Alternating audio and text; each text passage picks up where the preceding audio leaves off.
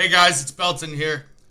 Today I'm going to show you guys the long-awaited build I have been working on for the majority of the league, spending hundreds of hours putting together, many of which were spent doing this video. We're going to include a full guide here, split into 3 parts. Those of you the last time I did a guide were insistent I put some gameplay footage, so we've got that ready for you guys. I also put together a full configured PoB, including written instructions on how that works here, and we're going to go through that. And as well, I have a prepared script where we will do a build overview. So the order of events here, I'm going to show you guys some gameplay footage, then we are going to, I'm going to read the script giving the build overview with some caveats, and then we are going to do a free-form sort of discussion where I go through the gear, the various choices, and perhaps some more of my kind of classic, fluidity of thought explanations. That's probably going to take the bulk of the duration for the video. And below, I will have the PoB fully configured and linked in the description of this.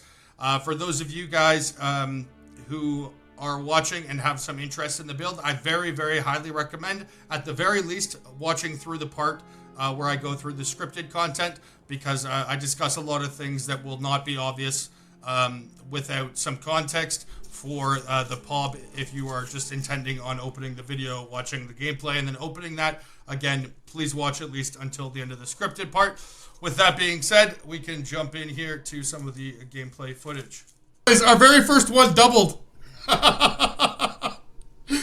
Alright, so just as a quick point out here, this content that you'll be seeing is a T18, so a T16 map, +1 level from the cleansing, and an additional level from the irradiation that we put on previously. Triple Abyss with, this has 71% monster life, 47 additional abysses. Abyssal monsters have increased difficulty and reward for each closed pit, 374% increased rares, and Aminamu. So some of the hardest content in the game. I'm going to have to actually mute this video. I'm only play the first minute or two, so it's just not dead silent, because I was playing Eric Clapton and singing along incredibly loudly. So I'm going to have to mute this, but we can watch the first minute or so of this.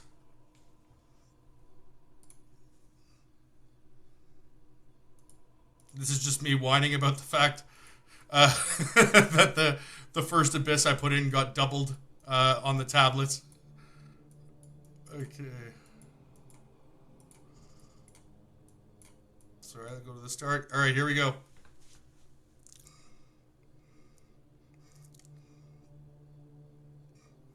So again, what we're playing here with the build, guys, is Quarterstaff, Oracle, with Flicker and Tempest Flurry. And again, this is a T18 overrun with double.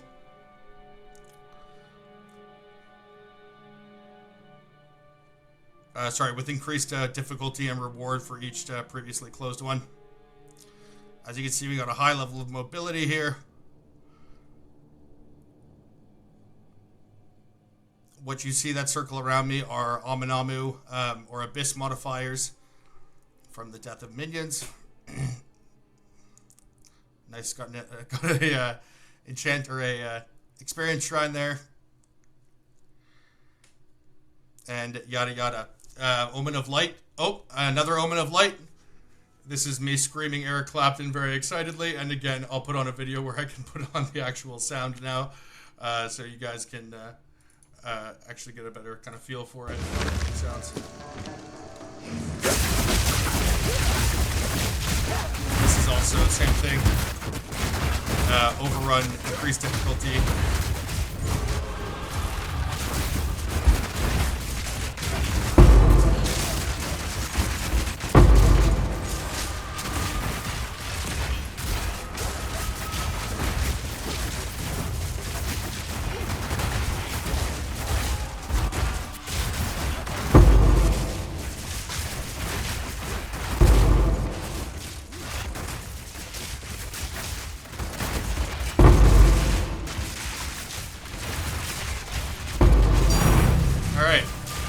We can just skip ahead to the end.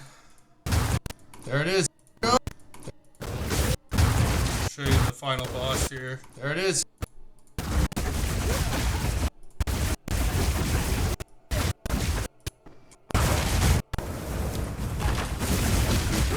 T16. Prayers. What was it here? 26 pits. Alright, here's the boss. Single target in sight.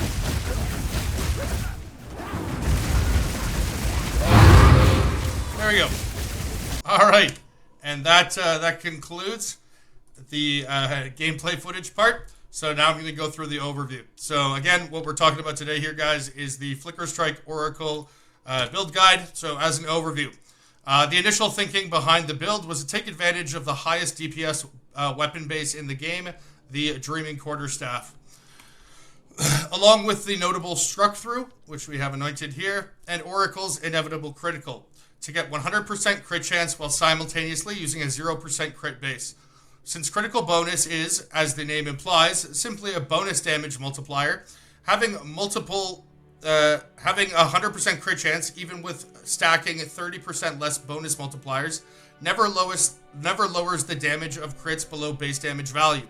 It does, however, allow for critical strikes to apply as a conditional measure for things like cast on critical, Vol's Protector, etc. Furthermore, this capacity to consistently crit allows for synergistic use with power charges and quarterstaff skills to create a variety of skills, base damage, mechanics at an optimal rate without having to significantly invest into critical strike scaling. This primarily revolves around 4 skills: Charge Staff, Flicker Strike, Falling Thunder, and Charge Regulation. After initially toying around with Falling Thunder for some time, I was impressed by the DPS output reaching billions of damage, but underwhelmed by its mechanical function. The projectiles that come from it do not shotgun. The skill itself requires you to stop movement to attack, and collision detection with both mobs and small objects in maps becomes incredibly annoying and counterproductive to the speed or clear speed upside it presents. Furthermore, the incredible synergy that it has with Undying Hate, with the Ulamon orientation, that allows it to gain an additional power charge and always either chain off terrain, pierce, or fork, requires a very high point investment, and the skill itself essentially mandates the use of either Vol's Protector or Red Flare, both of which present difficulties in scaling the build's defenses, as neither body armor is particularly EHP heavy, even when you have a cultivated 300% ES and evasion onto Red Flare. It also makes getting resistances very difficult. Now, enter Flicker Strike. Somewhat disappointed by this realization, I started looking at ways to solve some of the qualitative problems presented above. Mobility could be solved using a weapon swap with Bone Shatter, Trench Timber, and minion attack speed scaling off of Rage from this notable here. Where is it? This one, Commanding Rage. However, this still encountered major issues with collision detection and character control due to the strike targeting off of Bone Shatter and the next to 0 DPS it did as a weapon swap or secondary skill. Flicker Strike was then introduced as like an oh shit button due to its teleporting capacity or its ability to bypass collidable objects, its extreme speed, and its synergistic scaling with power charges. After using it for this purpose for a short time, it became obvious to me that this was my desired skill for the build. There was some superfluous function, though, in attempting to maintain primary use of both Falling Thunder and Flicker Strike. First of all, Flicker is unable to generate charges while it is being used, making the body armor best suited to Falling Thunder have next to no value add. Secondly, Flicker Strike's quality grants more critical strike chance, something that we were making no use of whatsoever, due to using a 0% crit base. It did, however, have the benefit of not converting damage into elemental from the gem itself, meaning that it could make much better use of both physical leeches, mana and life being converted to ES leech vis-a-vis soul tether and fast metabolism.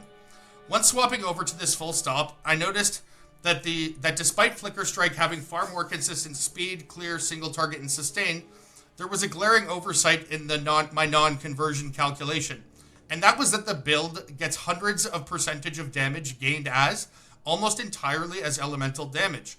That meant that despite using a near 2200 PDPS staff base, that the highest DPS support gem was still actually Rakiata's Flow. since in reality, physical damage was only representing 30% of our final damage output. At this point, I decided to craft an elemental staff. And further, I had committed this idea. I did not want to make waste the massive quality bonus that Flicker Strike had. So we decided to also make this a crit-based staff. I'll show you that now, right here. Since we would be going pure elemental, the huge PDPS afforded by Dreaming Staff bases would largely be superfluous. And so we decided to go with a lunar staff. This base has the same attacks per second base, which is 1.5, which scales very well with flat elemental damage, and it would have no EDPS, so elemental DPS difference, to a Dreaming Staff base. However, it does have 10% base crit instead of 0. It did still have some physical damage native to the base though, which is why we bother getting 30 quality, which would allow for some leech to take place while using Flicker, since Flicker does not convert any percentage of the physical damage to elemental, as Falling Thunder does. Another change we would make would be to put +5 to attack skills, which is sanctified to +6, over the +7 or +8 to melee skills that we have on the physical one. Flicker does scale incredibly well with gem levels, reaching upwards, I think it's 1,428% of your base damage at level 40. Which is even higher than Falling Thunder as a percentage of its base damage. However, doing so with Heralds and more importantly, with Charged Staff. By using the attack gem level, we get hundreds of more flat damage vis-a-vis Charged Staff, which gets exponentially better given that we would have 12 power charges and such a high base damage percentage scaler on Flicker Strike. Not wanting to make waste of the quarterstaff, however, I then realized that using Bone Shatter and a crappy 40 PDPS one-handed unique, I could take advantage of the fact that the physical weapon I had already made had over 2 attacks per second, along with Onslaught and Kill, something that I had to drop on the elemental staff in favor of crit chance, which could be paired with Tempest Flurry on our weapon swap. Tempest Flurry has one of the highest base speed multipliers in the game, which as you can see there is 140% base. And it has one of the few ways to gain more speed on a support gem with Crescendo 2. And furthermore, it does not convert 100% of its base damage into elemental, which meant that we could use our 2000 PDPS staff as a mobility swap while still dealing substantial damage sufficient to proc cast on crit and the Heralds regularly without having to entirely rely on our primary skill to kill and or to survive. It furthermore gave us a consistent source of self-sustaining leech for both ES and mana. It hits quite fast and therefore it moves very fast since we use it as our movement skill in lieu of movement speed.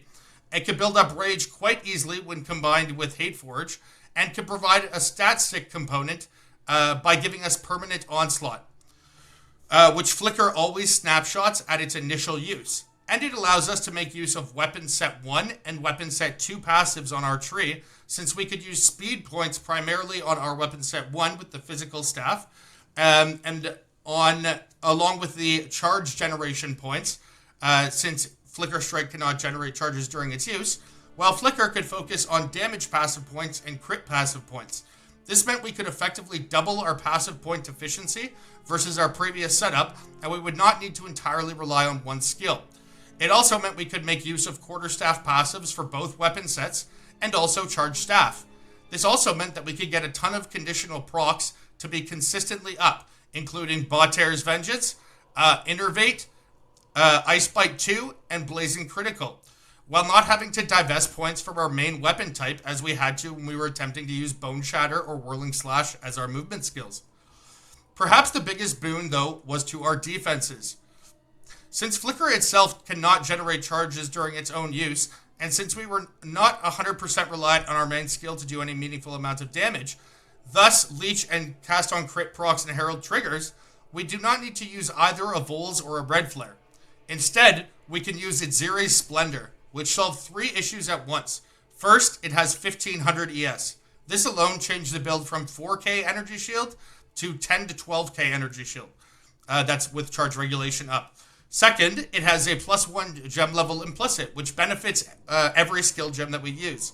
Lastly, it has 50% to all res, 49% to be exact, a major sticking point for the previous body armors since the build itself is so unique heavy.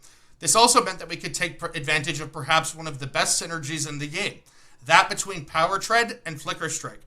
Power Tread grants +1 maximum power charge, and in my case, 14% crit bonus per power charge, and then due to its cultivation, 58% additional crit bonus if a power charge has been consumed recently, which is a permanent on a sustained flicker use, and also by charge regulation. That means, along with 2 additional strikes per flicker, we also get 154% crit bonus from the 11 power charges we have, and a further 58% from the cultivation, meaning we get 212% crit bonus just from those boots alone. We could not use these with Falling Thunder, as we needed to use the boots for energy shield and resistances, given the chests that we had. Another massive boon was that we could use our choice of unique helmet. Vertex, Constricting Command, or Crown of Eyes, or a rare helmet being considerations in that slot. Similar to the case with Power Tread, for defensive sake, I had been previously using a +1 power charge, Spirit Enchanted, ES / Res Rare Helmet, which you can see here, out of necessity. Following the switch to Azirius Splendor, however, I was able to pick freely. After much testing and purchasing multiple mirrors of perfect helmets, of all the 3 that I just mentioned, and adjusting my passive tree and jewels accordingly, there was one clear winner, Crown of Eyes. Despite Vertex giving +4 to all skill gems, the build lacked one thing in terms of balancing its damage output: increased damage sources. The weapons, rings, charged staff gave a lot of base damage. Flicker itself, as its gem level, multiplied this. The critical strike from the weapon base, charge regulation, and Flicker Strike quality, along with the support gem Bifurcation on Flicker Strike, gave it... along with the Bifurcation from the support gem, Inevitable Critical, and Power Trade gave it lots of critical bonus. Power charges gave Flicker 25 total strikes at 285% more attack speed, covering its attacks per second. And then support gems and Rage grant more multipliers to its damage, and conditional procs grant damage gained as well as are against the darkness. This is all well and good, but one component of scaling all of these optimally is increased damage, and that was largely missing. By taking Crown of Eyes and spending a single point or 1 Megalomaniac slot to take Mythical Rage, we get every point of Rage, of which we have 79, to grant 2% spell damage, which then gets multiplied by our Rage efficiency.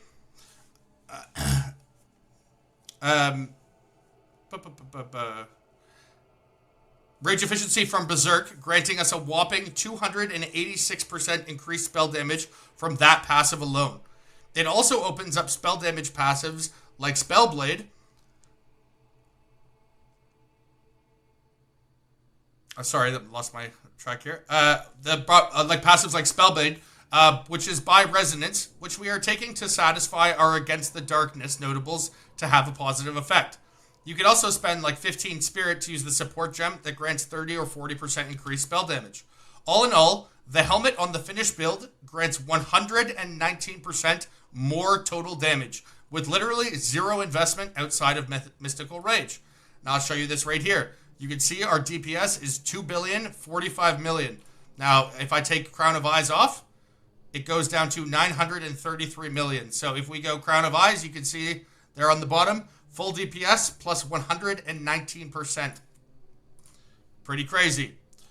Since we were now effectively triple dipping the effect of Rage on our build, with it granting more damage, increased damage, and damage gained as extra cold, all of which then have 81% more effect because of Berserk, it was imperative that we maintain our maximum Rage without having to use Eternal Rage, as it reserves too much Spirit. Enter Hateforge, which solves multiple problems at once.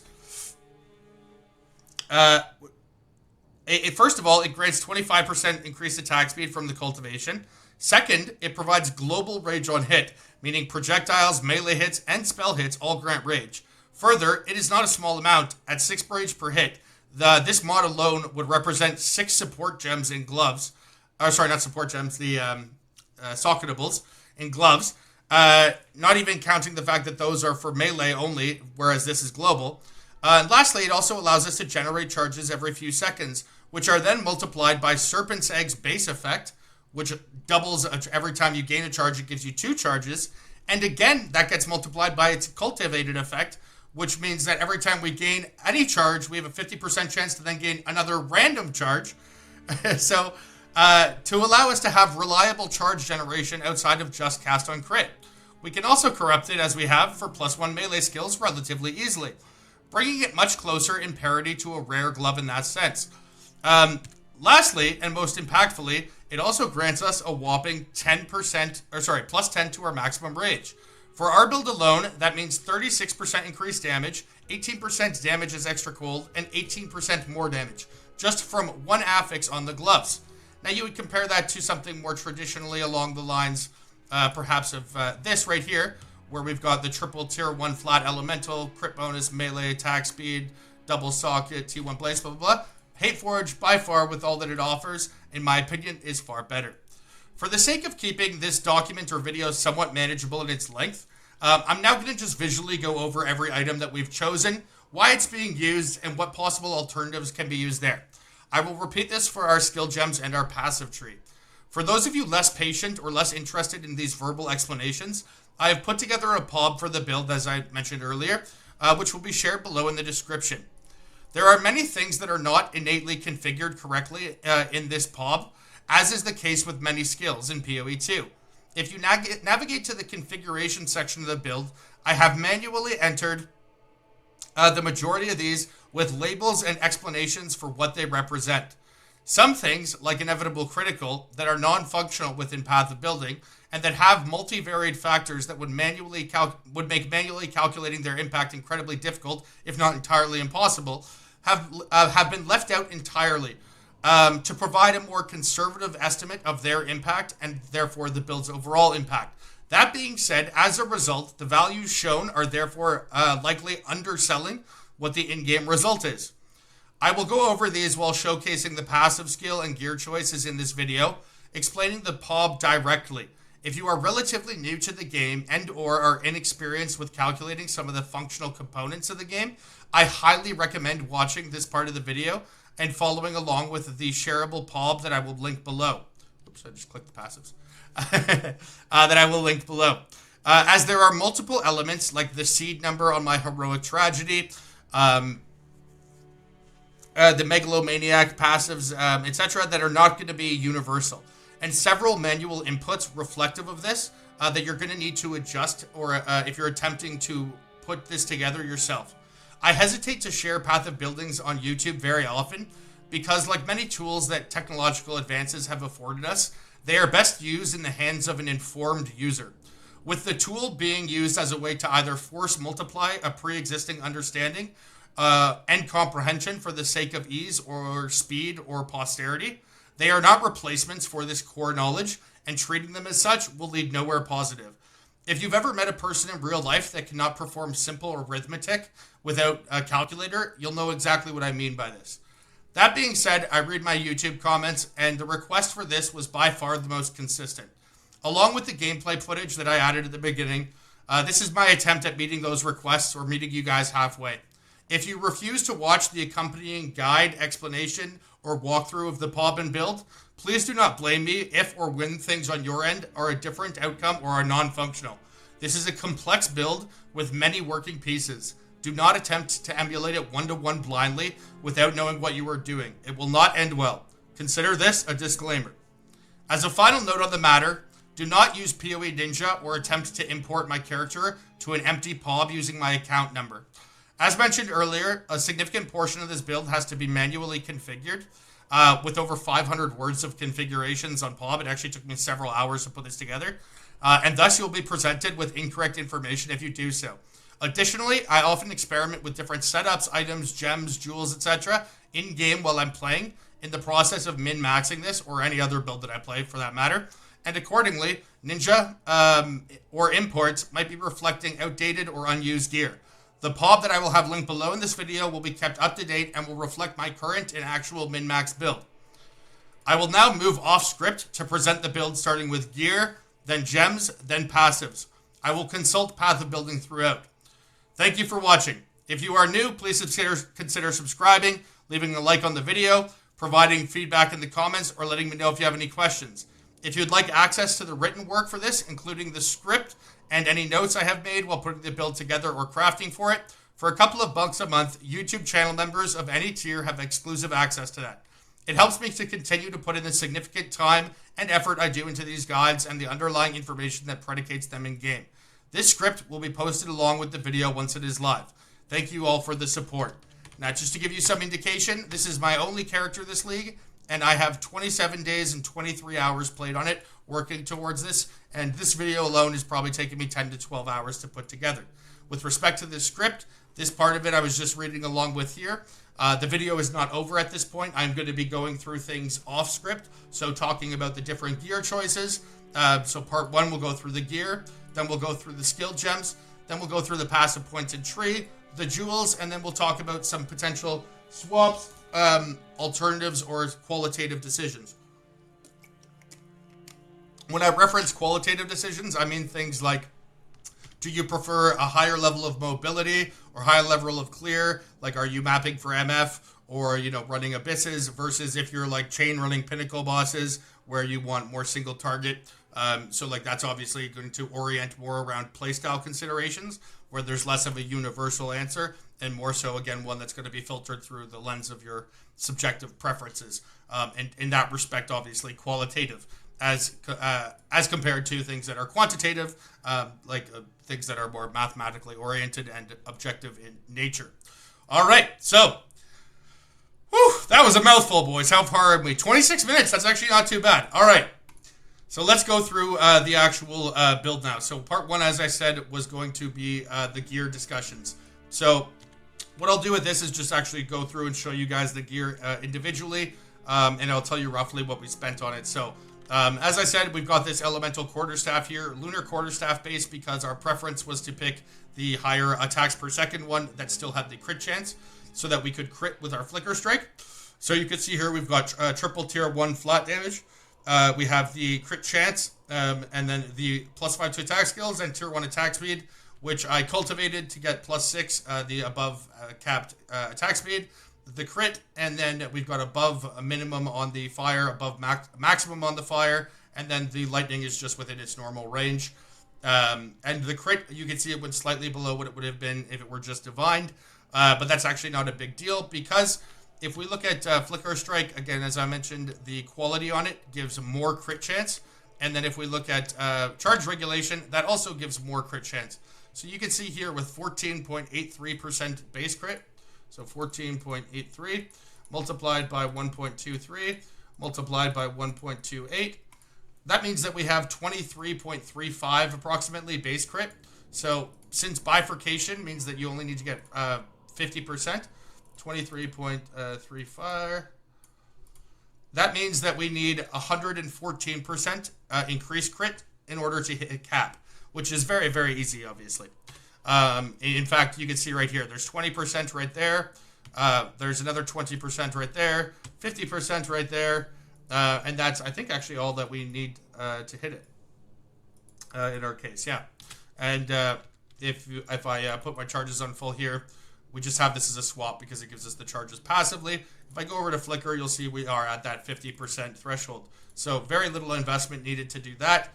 And then, as I indicated previously, the crit bonus that we end up getting from just the boots alone, along with, you get 60% here when you consume the charge, right? You can get 36 right there if you'd like. You get 25 right there. You get 60 just for passing up here.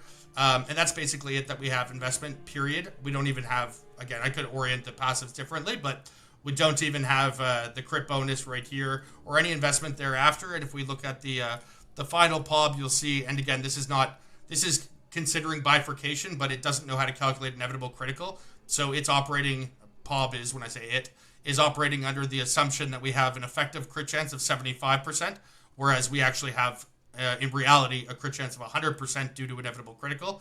But despite that, it still has our crit multi being 1,042%. So again, in reality, it would actually be higher than that.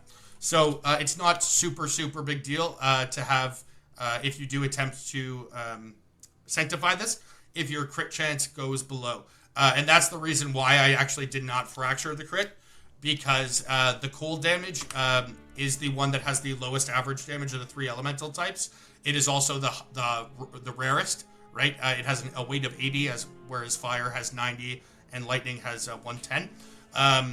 And so, to have it fractured with a perfect roll like that, in all likelihood, obviously a sanctification take it lower or below, and the amount of variability on an elemental weapon is so high to begin with that having it be a max roll guaranteed, I thought was a more sound decision for the long-term perspective of the weapon than it would be to fracture the crit, which, even if it goes down, is relatively meaningless, given the fact that we have so much base crit. I also forgot to mention, our base crit isn't 14.83. It's actually 15.83 because of struck through. So 15.83 times 1.23 times 1.28. It's actually basically 25%. So yeah, that's why the crit, if you did the math in your head while I was saying it, it probably seemed like we were missing a bit of increased crit. That was the omission on my part. So yeah, that's the weapon there. Then again, this is attached to just Flicker Strike. So you can see here, it's only going to be used with weapon set 2, which is where we have Flicker. Now, on our weapon set 1, we have the physical staff that I mentioned, which does have 0% crit, because again, we're not scaling crit with our weapon, because this is tied to just Tempest Flurry. So you can see only used with weapon set 1. Now, this has the really high base damage from Dreaming Quarterstaff, and it has a really high base attacks per second, which means that we can put attack speed runes into it. As well, we can also put the power charge additional gain here, because you can't gain power charges while you're using Flicker actively, right? And furthermore, since we're not scaling the crit, we can put Onslaught here, right? On top of that, because we're going to be attacking so quickly, we use actually a really low-level Tempest Flurry. So you can see here, ours is only level 6. And then our support gems are more attack speed with the final strike repeating. And then Rigwald's Ferocity is increased attack speed, actually giving us less damage on top of that. And then we have Rapid Attacks 2, because I didn't think 10% increased attack speed was worth doing half the damage. But you could theoretically use Rapid Attacks 3, which is 35%, but it does give you 50% less damage. Then we have Rage 3, which helps, again, get that rage up when we're moving between combat. And while we don't have max rage, obviously we get the increased attack speed, which is nice. And then I have Efficiency 2. Sometimes I swap that to Ice Bite 2. But that just helps make sure that when you're mapping, you don't have any issues if you ever find like an empty path where there's not many mobs that you could like leech off of or whatever. And so again, that's tied to that, and the quarterstaff, lunar quarterstaff, is tied to that. If I were to recraft this, do it all over again, I actually have, just to give you some indication about how much min-maxing I put into this, I actually crafted 4 separate mirror staffs for this in different variables, like 4 different mirror gloves, different mirror helmets. We went pretty hard on this guy. And if I were to do this again, because this has such a good sanctification, I kept it, but I would put attack skills here instead of melee skills. And I would consider potentially putting damage gained as Fizz instead of the hybrid there. Either one would be okay, but the damage gained as Fizz would mean that your charged staff and your heralds would generate they would have a better capacity to leech both ES and mana. Now, it should be noted that even though we're using a level 6 Tempest Flurry with less damage multiplier and no damage supports on it, the Tempest Flurry still does, if you take a look here, there's 3 separate entries. That's because one of them is the first strike, and then you can see ×2 Tempest Flurry is because the final strike repeats itself. So, and then the ×3 is because the second part of it hits 3 times. But you can see, despite that, Tempest Flurry still does 7, 8, about 9, 8.5 million DPS by itself, even though we're only using a level 6 gem, and we have, again, less damage multipliers on it, and we're using it as a movement skill. It still, by itself, does millions of DPS, which, again, for the purposes of leeching, and for being able to do damage for, crits on cast on critical, and for heralds and stuff, killing enemies to be able to proc Innervate and Blazing Critical and Bot Tears and blah, blah, blah. It's much more effective at that than if you were using, a 0 DPS version. But again, because we want to be able to get like dual purpose. So again, you can see here like Whirling Assault, for example, that is tied only to Dreaming Quarterstaff. because that gives us a capacity because it has knockback on hit, right? That means that when we're moving, we don't have collision detection because it'll move the enemies out of the way. So it allows it to be much more effective as a mobility skill. And also the attack speed is in effect our movement speed, which is great. Now with Flicker, because Flicker itself has 285% more attack speed, right, built into it, right there you can see, we don't need the attack speed on the Flicker side of things. And so we can put those points, right, instead of putting 2 points into just attack speed, we can use those same 2 points to put the 2 of them in attack speed for the primary skill, and then the other 2 points can go into like crit bonus and crit chance, right? And so instead of just having that one layered use, right, we only need the crit for the elemental, and we only need the speed for the physical. And also then when we come down here, because we're getting our leech through soul tether, we have to take fast metabolism, but then we can see we also have 2 weapon set 1 passives into life leech and phys damage and goring, since goring scales physical damage, but it also gives you additional life leech. Since the majority of the time you're going to be taking damage where you're ever going to be in like a vulnerable position would be when you're not when you're using when you're using Flicker, you're not vulnerable really at all. But when you're using, when you're moving between packs, or if you're doing Abonamu, for example, in Abyss, and those like chaos cannon bolt thingies shoot at you, being able to leech with off of that, having the additional leech that comes from the physical component of it, given the fact that Tempest Flurry only converts partially. Well, the 4th strike converts fully, but the previous strikes only partially convert. So you do get that physical. That's why I was saying, though, if you have the damage added as extra physical, it can really make that a little bit better. Yeah, that's why you're getting the sort of synergy there. So those are the major weapons. We kind of went over a lot of the upside of these, so I'll just sort of glaze through them quickly here. We have Hate Forge. We talked about the reasons why, but we got +1 melee skills, Rage on hit, charge generation, no more than once every 4 seconds, attack speed, and max rage. Now, if you have issues with charge generation, which I don't personally, but if you do, there's a way that you can cheese this, right? Because like normally in combat, especially when you're a really dense map, or if you're doing Temple or whatever, you're just going to be at permanent rage the whole time. And so like you have to actually get to maximum rage, right? The attack speed removed the mod where you lose your max rage on reaching max rage.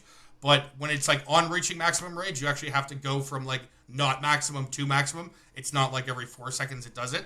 So the way that you can cheese that is if you spend 3 points right here.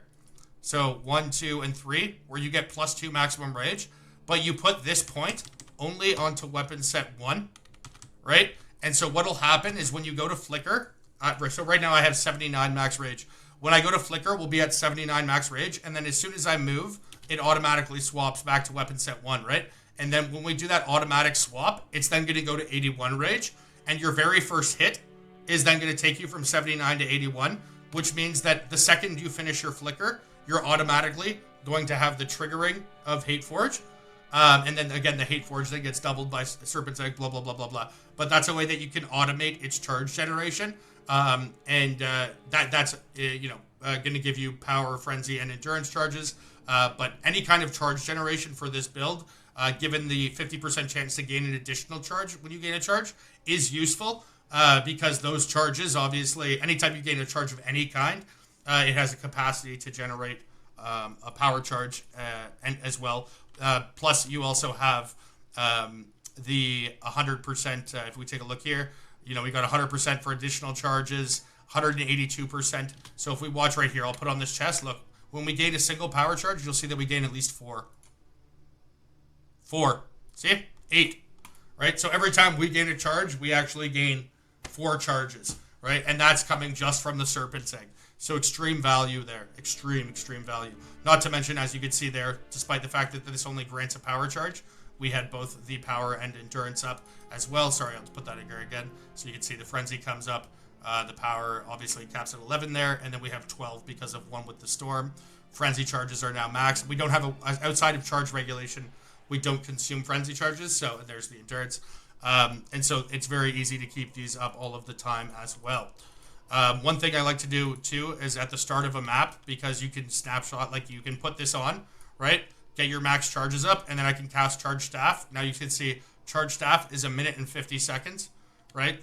So you just do that, then you put this on, and then you start moving, and that way you've already got your charge staff up when you start the map, and you could enter it with an 11 charge power charge as well. I also will do that against map bosses or like Zest or whatever as well. Another thing, sorry, I did that incorrectly. When you're putting this on, right, wait till you get 11 charges or whatever your max is, and then you swap on this because that gives +1. Then you cast it, right? Because then you have, instead of having your charge staff cast at level, what is it? What do I have on mine? 28. It casts on level 29, right? So you get a higher mark on that there. Yeah, so the gloves, really big component of this. I would highly suggest using these. Again, having the charge generation, the capacity for rage, given all the ways that we scale it, the maximum rage, the attack speed rune, the melee skills. It's really, like, I would say, one of the best rounded items for the build. For the belt, we have Soul Tether. Soul Tether, we want to have just the excess life recovery from leeches applied to energy shield.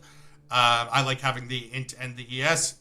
Just make sure that you can get 3 charms. You only need to have 2 on there since you get 1 base. And then I have the dual res there. The 15% increased energy shield recovery rate applies to leech, recharge, and if you have ES regen, which we don't, it applies to that as well. So that's like some more multiplier to your leeches and stuff. You just want to make sure it doesn't really matter which cultivation you have as long as it removes the modifier. Sorry, it does matter which cultivation you have. You don't want the one where it's your regen applies to ES regen instead. You can't use that one because we need to have life regen on one of our rings to offset the downside of Berserk, which I'll get to when we go through our skill gems.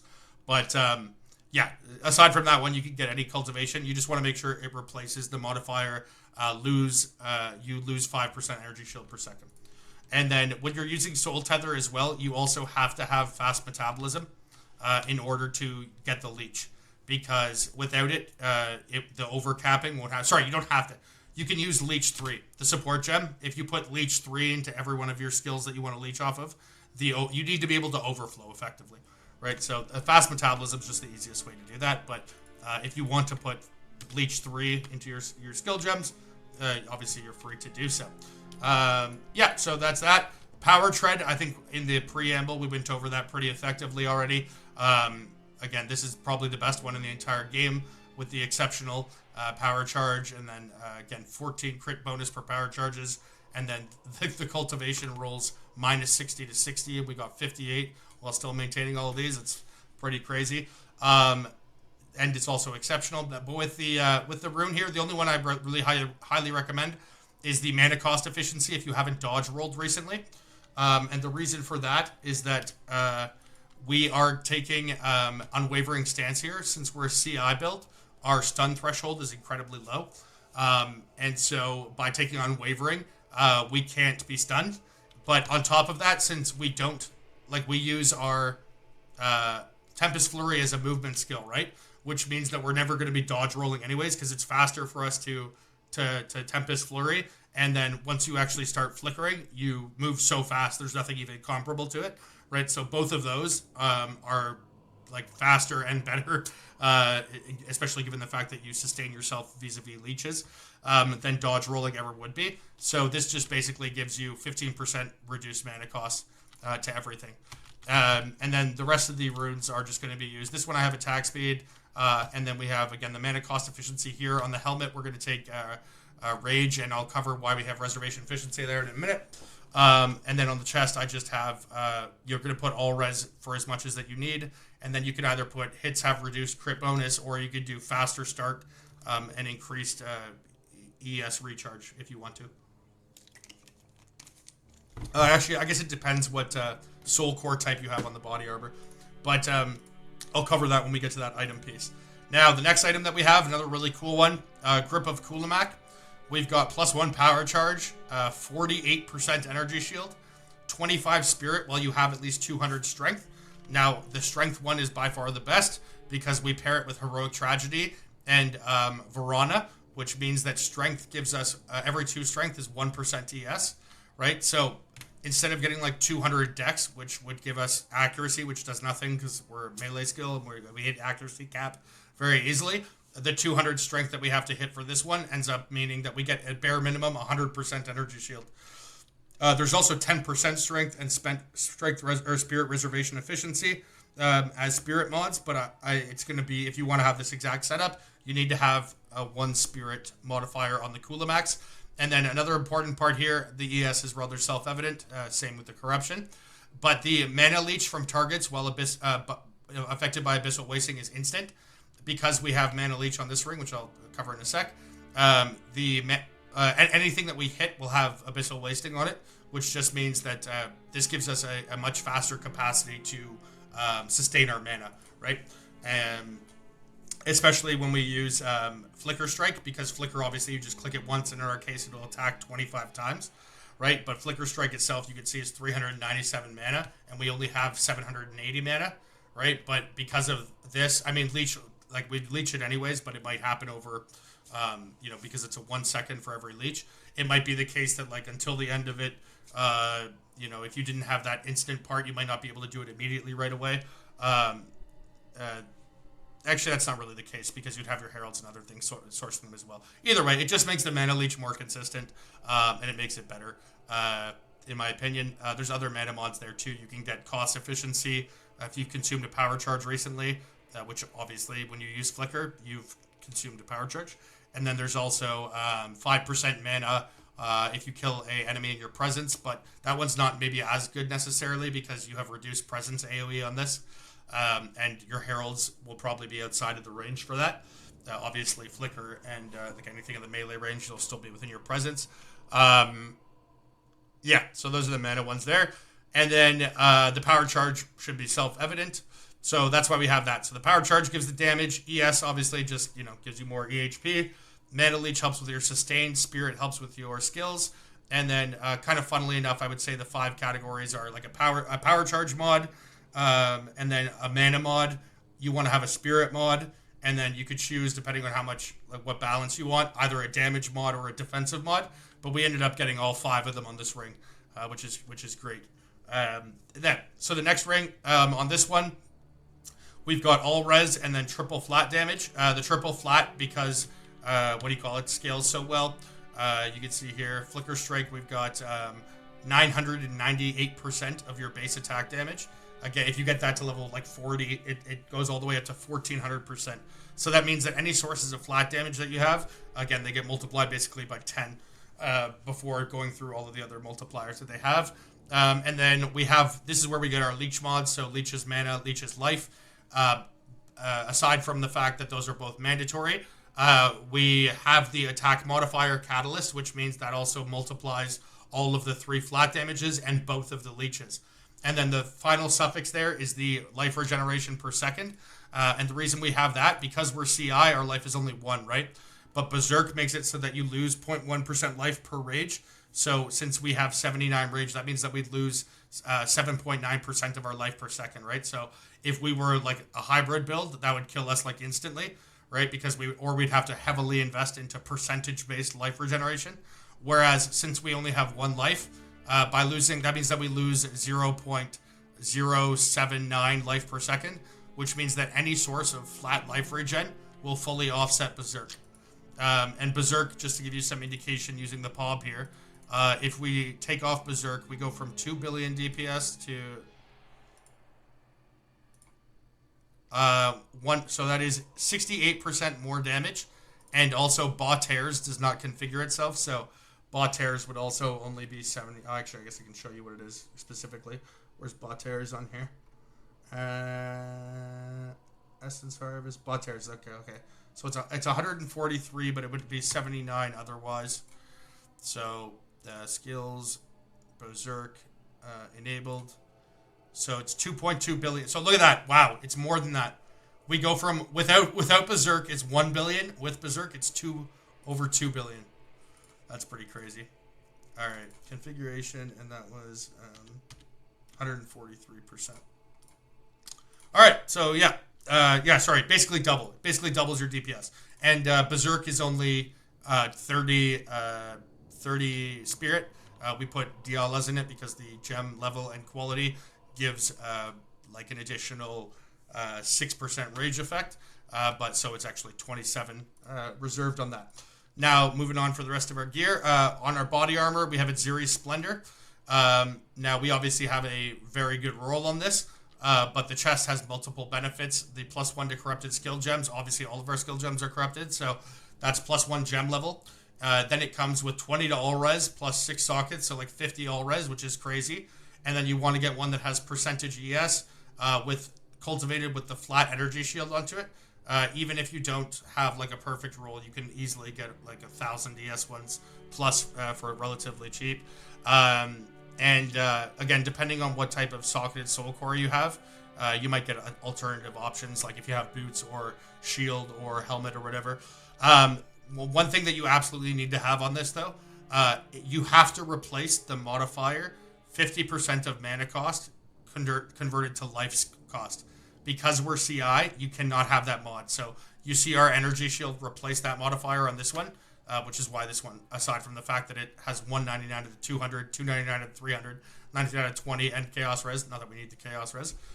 This is like basically a perfect one, but you don't obviously need to have a perfect one. You could also just use a rare chest, I suppose, but you'd lose the +1 to corrupted skill gems, and you wouldn't likely have as much resistance. But nonetheless, it's absolutely imperative that you get rid of the 50% mana cost converted to life cost 1 on any iteration of this. On top of that, we also get armor and evasion as well.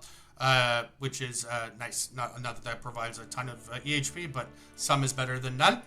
And let's see, the final item that we need to go over. Oh, no, 2 more. Sorry. Serpent's Egg. The one that I have here is just so absurdly hard to get.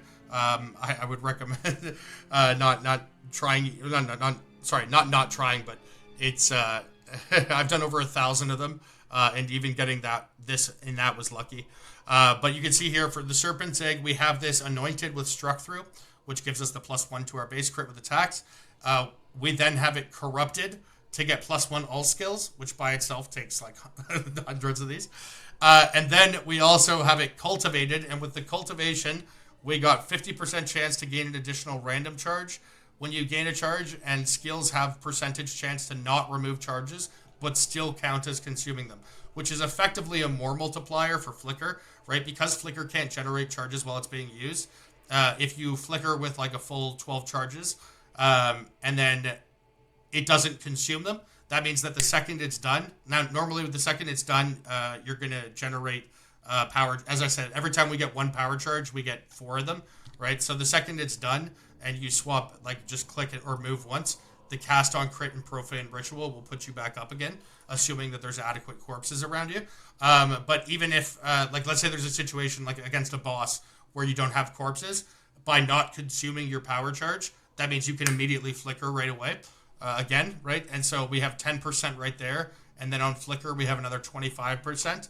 And then on our Megalomaniac, we have another 10%. So 45% chance. A perfect Serpent's Egg would bring you to 50%, which meant half of the time it wouldn't consume it. So again, I would say the biggest implication of that's probably on single target environments. When you're in a map and there's mobs around you all the time, it's definitely not as big of a deal. But yeah, and then the +1 all skills obviously again applies to all of our skills. But the 50% chance to gain an additional random charge, I would say 100% imperative. You absolutely need to keep the chance when you gain a charge to gain an additional charge. Unfortunately, my first corruption lowered this by 3%. Naturally, when it comes by itself uncorrupted, it just says when you gain a charge, gain an additional charge. The 100% just doesn't show up, but it can actually be lowered when you corrupt it.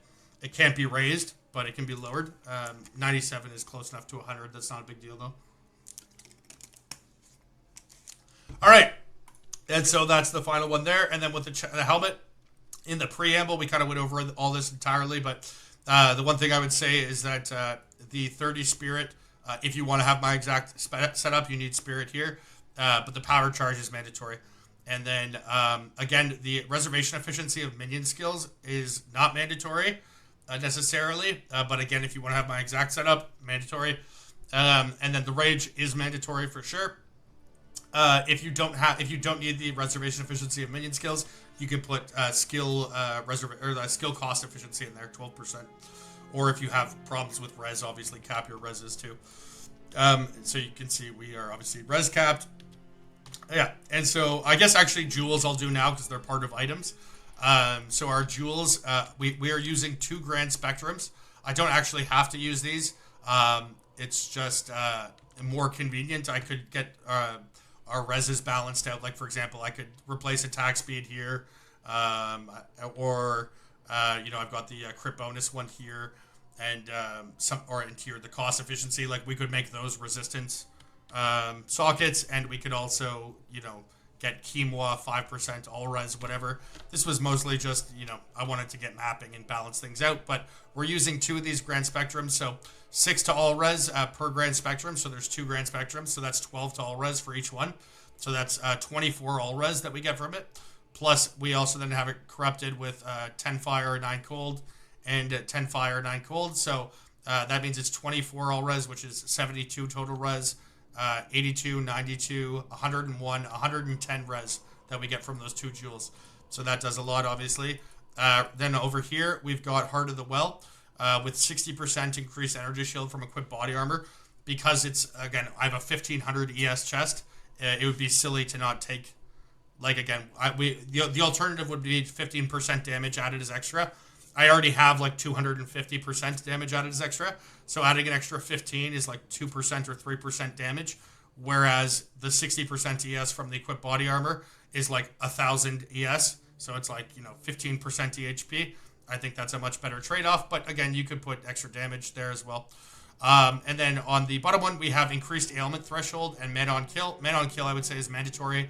The ailment threshold I have because we get the point here where you get 30% of your ailment threshold is based off ES.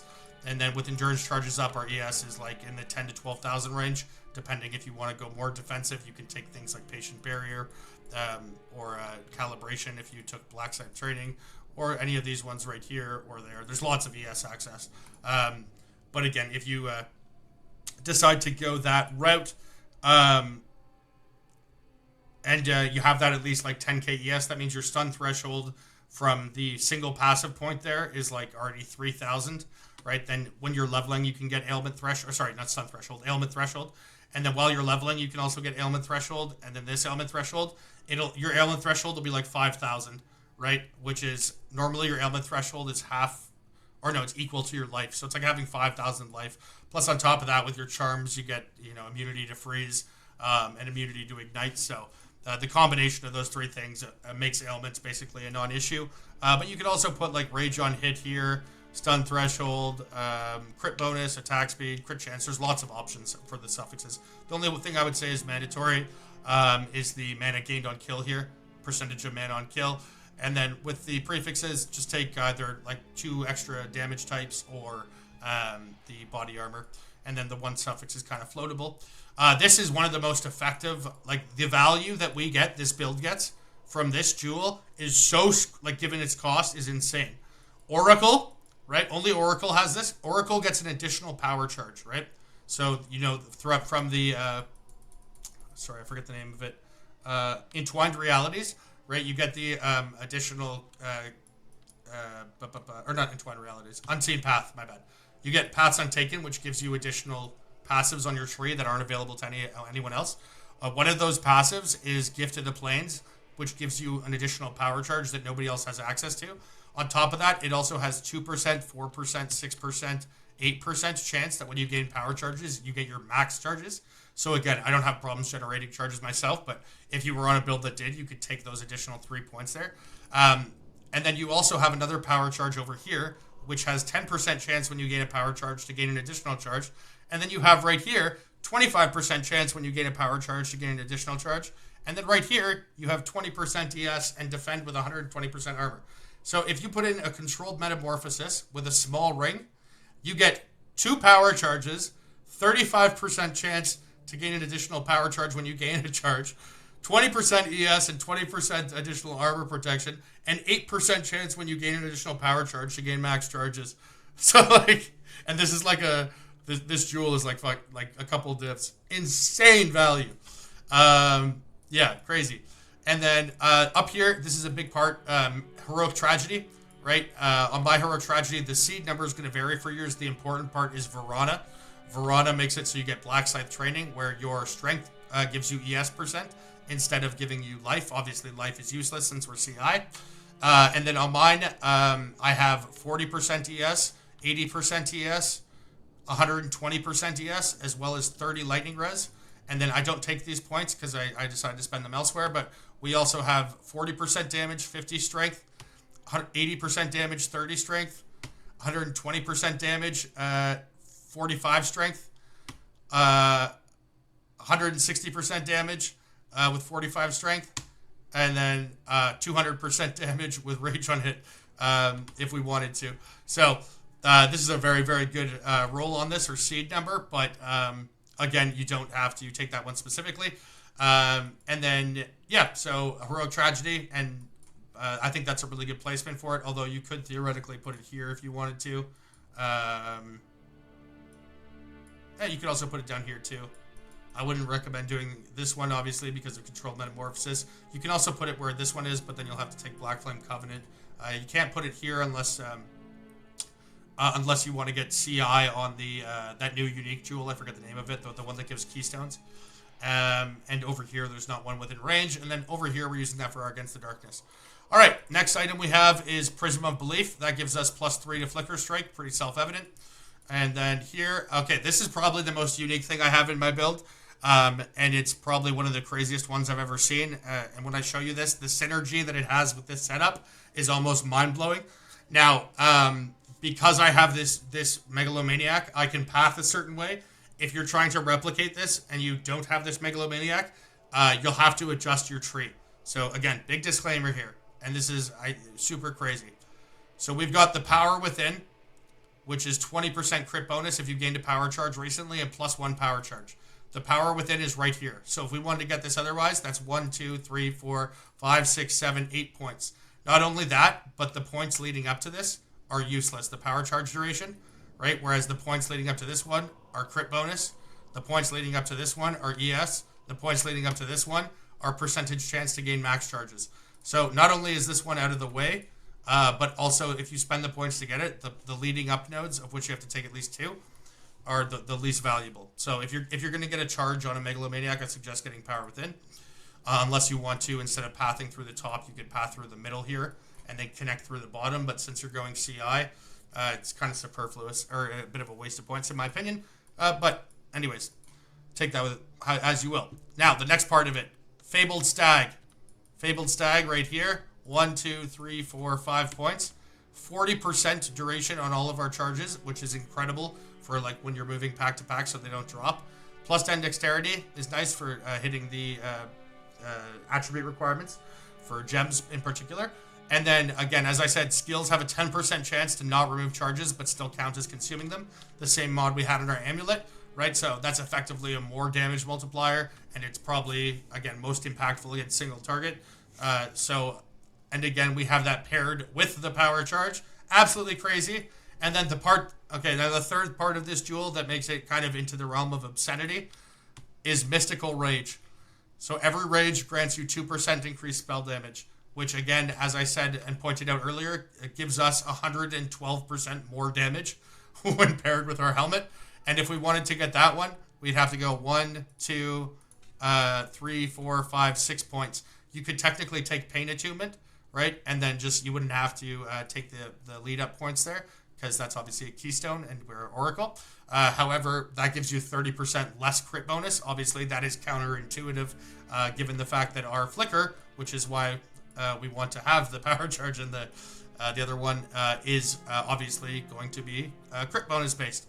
And so in that case, that single Megalomaniac saves us 1, 2, 3, 4, 5, 6, 7, 8, 9, 10, 11, 12, 13, 14, 15, 16, 17, 18, 19 points. So, yeah, pretty good. 19-point jewel. Pretty nuts. All right, and then over here, we also have Against the Darkness. This is the spirit part of this is mandatory. I have mine corrupted for an additional spirit. Again, you could, if you want to have my exact setup, I suppose you probably have to have that. Or actually, that's not true. You can get 2 spirit mods on your Kulamac. You get like plus 25 to spirit times 2 in the power charge. I've got a couple of those ones as well. But yeah, you want to get the spirit here, at least just divide it to 12%. And then you can pass down here to hollow palm technique. Not that we're ever using it as an unarmed, but just because it allows us to take 1, 2, 3, and 4 with single points. And then we have resonance on our from nothing. That is our final item. From nothing resonance. That allows us to take, again, the 4 notables right here, which means that we get 8 notables. So we get 8 times 4, 32% damage added as extra, and 104 spirit from this. And then also by taking resonance, we get 13 to all attributes, and we get 15% attack speed, and 20% crit, and 25% crit bonus. So really, really good there. And we obviously don't want to take resonance like actually on our points, because then we wouldn't gain power charges as we intend. Okay. So those are all of our items. Oh, sorry. Well, Flask. Olroth's, just because we get some guard from it. You could also use the rage one if you're having problems sustaining rage in maps. Rite of Passage with Spirit of the Wolf. Spirit of the Wolf gives us maim, skill speed, and then most importantly, break armor equal to 10% of hit damage dealt. That means that all of your damage sources will break armor, and that's relevant because we have on Herald of Ice, we have the break armor equal to 20% of chaos. Then we have a break more armor. Then we have gain an endurance charge when you fully break armor, trigger an explosion when it breaks armor, and area of effect. And then our enemies that have their armor broken take up to 20% increased physical damage. So the explosion on that is an attack hit, which can like trigger heralds themselves. So like the attack explosion here can actually like then trigger the Herald of Thunder, and then the Herald of Thunder generates all of this is then converted to elemental damage, which Osin's Oath then passively gives us mana leech. And then again, every time we generate any kind of charge, as I mentioned, because of the chance to gain additional charges, that not only gives us endurance charges, but it also can help power charge generation as well. So yeah, there's that. So the Rite of Passage, super important. Then we've got the Lavianga's Spirits. That just gives us passive mana regen without having to diddle with the Flask. And then Nascent Hope and Bayra's, which again is used when you become frozen. And then if you do become frozen, it gives you the ES recharge instantly. So I've never actually been frozen. I've never encountered that ever while playing this. But if for some reason you ever get frozen, the ES recharge would go off. And then Ignite is kind of a pain in the ass at times when you're playing CI, right? Because like you're immune to bleed, you're immune to poison, and dots can, like especially Ignited Ground can kind of be irritating. I tend to avoid maps with Ignited Ground because we don't have, like, it interrupts ES recharge and we don't have ES regen, right? So having some form to prevent against Ignite is quite good, since that can be a bit of a pain in the butt. But we, as I said, we have such high ailment threshold that we don't really experience ailments that much anyways, so it's not that big of a deal if you do have that taken care of. Holy cow, this is a mouthful. All right, so now we've gone through the gear. So let's go through the skill gems. Skill gems, Flicker Strike. Flicker Strike, what do we have paired with it? Momentum. After moving 2 meters, you get 40% more damage. Flicker Strike will always move 2 meters, so it's 40% more damage. Rakiata's Flow. Rakiata's Flow is the single most important one. If I show you here, 2 billion DPS. If I turn off Rakiata's, 700,000. Rakiata's is 175% more damage. That gives us like 1.3 billion DPS. Pretty important. Next jewel, Garukans. Garukans makes your crits bifurcate, so it means that when we have 50%, our max crit hit chance is 50%, which obviously makes hitting crit cap much easier. And then it'll re-roll your crit twice, right? So if you successfully crit on the first crit, it'll then test the crit again. And if you successfully crit a second time, it'll double your crit bonus. Right? If your first crit is unsuccessful, it'll attempt it again to see if the second one's successful. If only one of them is successful, your crit bonus applies as normal. If both are successful, it doubles your crit bonus. However, but because we are a Oracle, we always crit no matter what, which means we can't be unsuccessful in our crit, which means we always double our bonus, which is why we also get overextend, which gives us 30% more crit bonus. And then we have perpetual charge because, as I mentioned, perpetual charge, in particular in single target environments, effectively operates as a more multiplier. All right, charge staff. Charge staff we essentially have as a big walking stat stick. So we want as high of a level as possible because the buff gives us, in our case, 3 to 53 added quarterstaff attack lightning damage per power charge. Right, so if we look on the PoB, and we go to calculations, we can see, where is it?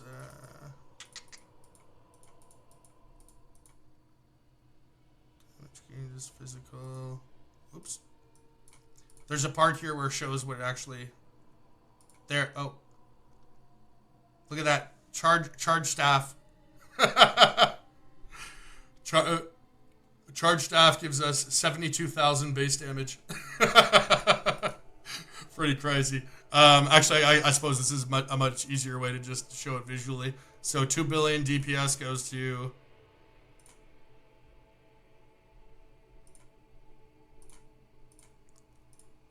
Okay, that's not calculating correctly for some reason. I think... Oh, it's because... Maybe it's because I have it... wait, one sec.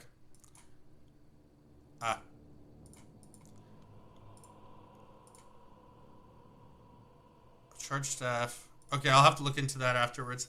It's calculating charge staff here, but I don't know why when I turn it off it doesn't deconfigure it. Maybe it's something... Anyways, the configuration in terms of what it does is correct. I'm just not sure why I can't turn it off.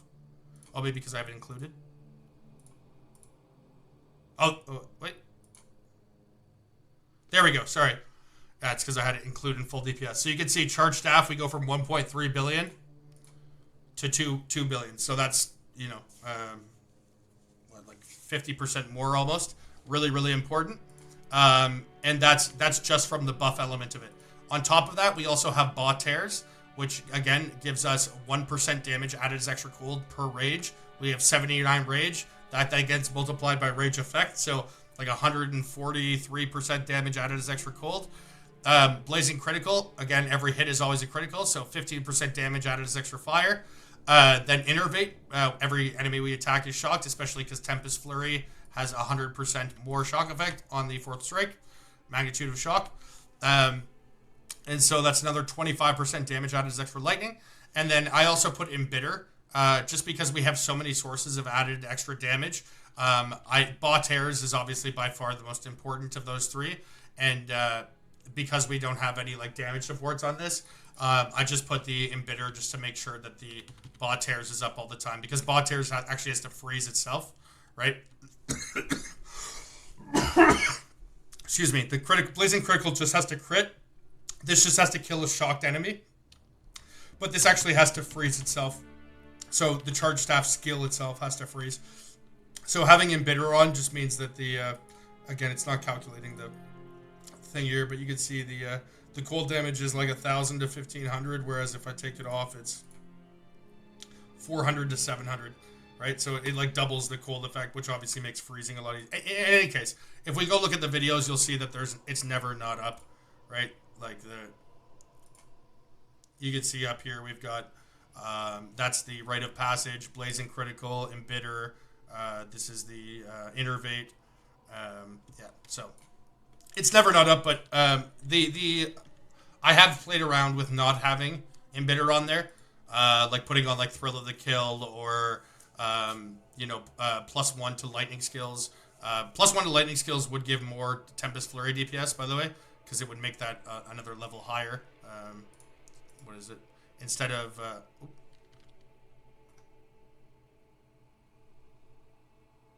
yeah, it's 3 to 59 instead of 3 to 53, so you'd get like an extra 72 or something like that top end damage on the lightning charge. So you could put the +1 lightning level in there if you want. And then the last one I have is more skill effect duration. That applies to the charge staff itself as well as all of the buffs that come from it, right? So instead of having a 20-second buff from Baw Tears, you get 27 seconds. And then you can see here as well when I cast charge staff itself, it ends up being 1 minute and 50 seconds long. So at the start of a map, I actually carry a red flare around with me. If we look at the beginning here, you'll see that before we even start, we've already got max charges with a max charge staff, because you see it right there, I equip it, and then I just put my regular chest back on, and then we start the map like that. And then we can like ramp up in any way, and that's also obviously something that you can do before a boss encounter or whatever as well. So yeah, really useful in my opinion to have that. And yeah, so that's charge staff. Tempest Flurry. Again, we have a really low level one just because of the mana cost. However, Tempest Flurry doesn't actually scale that well with levels.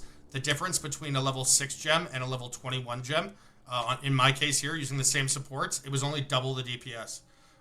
Whereas like with a normal skill, like with like Flicker, it would be like 1/10, right? So double's not nothing, but for example, Rapid Attacks 2, right? If you go to Rapid Attacks 3, it's 50% less damage, which is, again, 50% less is the same as 100% more, right? So, and that you're trading off that exact same value for 10% increased attack speed. So for getting 15 gem levels, you have the same upside as 10% attack speed, effectively, is a good way to think of it. If you look at the PoB again, as it's, you can see it still does even at level 6, and even using a less damage support and the rest of them just being attack speed oriented, it still does like 8 million, 9 million DPS. So it is by itself still relatively useful and a good, because it gets the free knockback effectively right here, so that it can have the lack of collision detection, and it has the additional strikes that help proc the shocks, and as well it helps a lot with the heralds too. So the gems we have on here are Crescendo 2. So there's 3 components, right? The normal strike, and then it does a third strike. So this hits 3 times, and then the 4th strike hits twice as a result of this. So the final strike is repeated. So the first 4 strikes, they get 15% more attack speed, right? So you can see here 7 attacks per second, right? And so on the configuration, since I said I would go through this, if you look on the side here, there's a ton of things with this build that just aren't, and you can identify this, like if you see here where it says like not supported in PoB, not supported in PoB, not supported in PoB. There are so many elements that are not supported in PoB. Again, it took me a really long time to do all of this, and it's explained here verbally, but for example, Heroic Tragedy, this is going to be contingent on your seed number. So my Heroic Tragedy has this on it. Now, removing false Heroic Tragedy is because PoB can't read Heroic Tragedy outside of the keystone. So you can see that it has allocated like Storm Charged, right? Now, if I didn't account for removing Storm Charged, it would be telling me wrong damage. So removing false Heroic Tragedy, you can see we have 15% reduced crit, 40% reduced elemental, because we don't have Storm Charged. We have an ES node there. And then for Flicker Strike, you can see here on the skill itself, Flicker Strike has 23% more base crit, and then Teleport and Strike 2 additional times per power charge.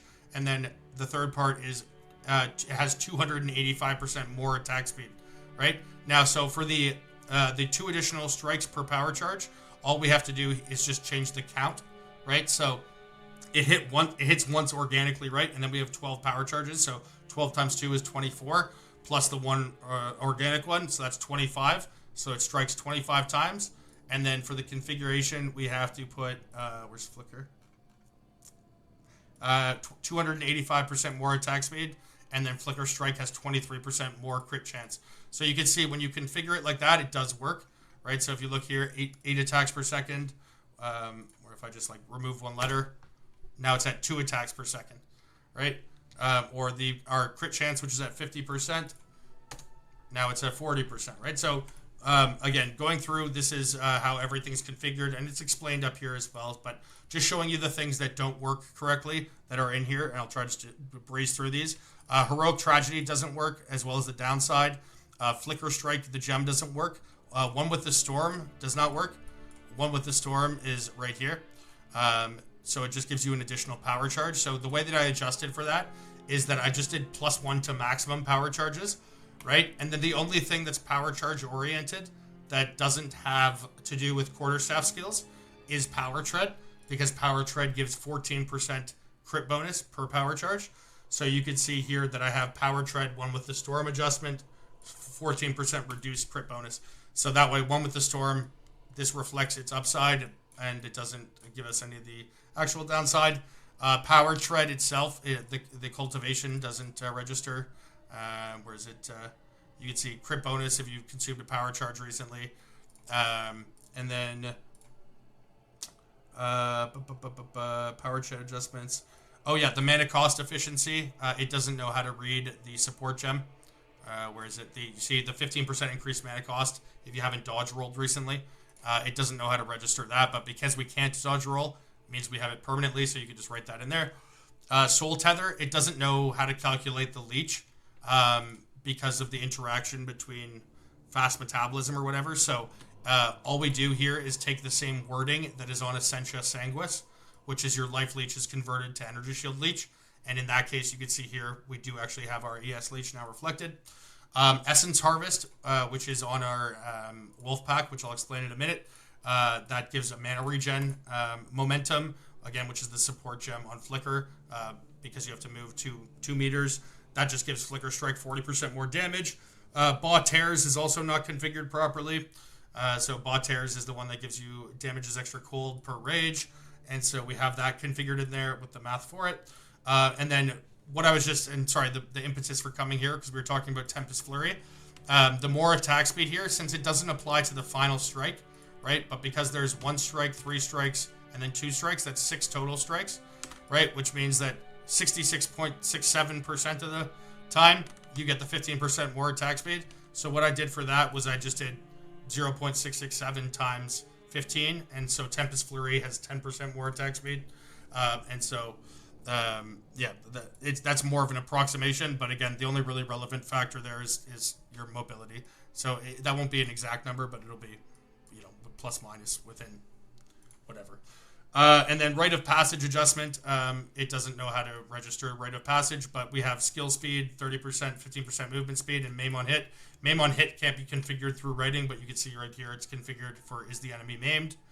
And then the movement speed, again, it's not really relevant for our build because we use Tempest Flurry for movement, but it does give it to you. And then the armor break, again, we can't manually configure that, but you can see it up here is the armor broken with the check mark. So those are the manual configurations that we had to enter there. And then also on the skill gems, that's on the basis of going through and looking at things here. Perpetual Charge, by the way, is also not reflected in there, but again, that's more sort of like qualitative because obviously when you're entering a PoB, when you're configuring something, it doesn't have like a sustained mechanism to it, right? It's like, all right, how many charges do you have? Like 12, right? There's not like a thing being like, oh, but the next attack I only have 6, right? It's like you can only like configure it one way or the other. Again, with charges in our build, if you rewatch the video gameplay at the beginning, it's not an issue. We always have max charges because of Serpent's Egg and because of the Hate Forge and the multiple sources we have and the fact that we get 4 charges every time we gain 1.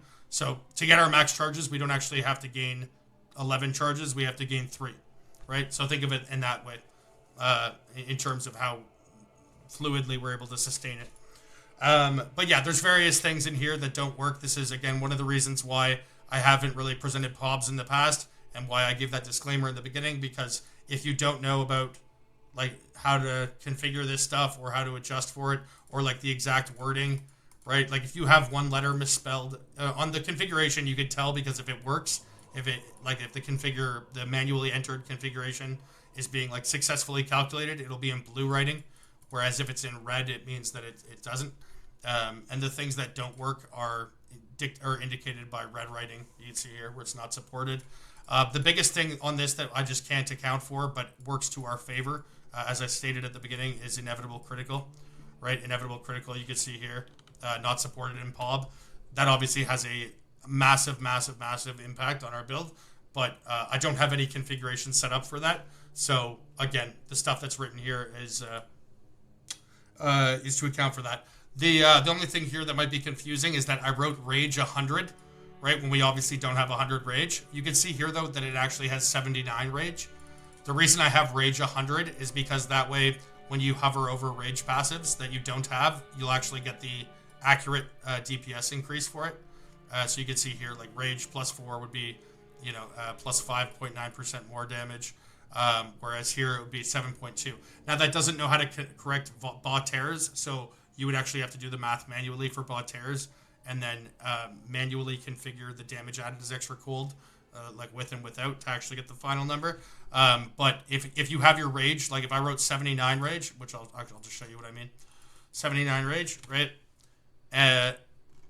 Has no difference in our DPS, but now if I hover over rage points, you can see full DPS is 0, right? Because it's calculating as if you can't have above that rage. So I have the 100 is just there so that you can actually navigate the value add properly. Well, semi-properly, as I said. You'd have to configure bot tears again.